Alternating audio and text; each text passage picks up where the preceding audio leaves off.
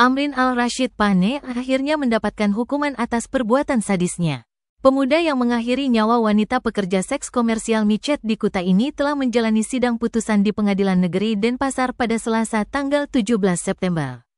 Dalam amar putusannya, Majelis Hakim PN Denpasar yang diketuai Putu Agus Adi Antara menyebut perbuatan Amrin sudah memenuhi unsur tindak pidana.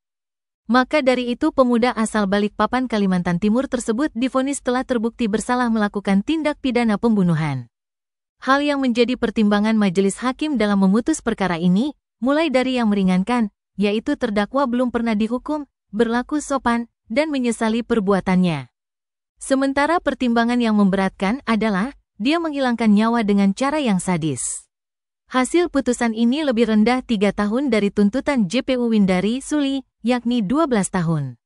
Meski begitu, terdakwa justru tidak langsung menerima. Setelah diberi kesempatan berdiskusi dengan penasihat hukumnya, pemuda berperawakan tinggi kurus itu menyatakan akan pikir-pikir dahulu atas putusan tersebut.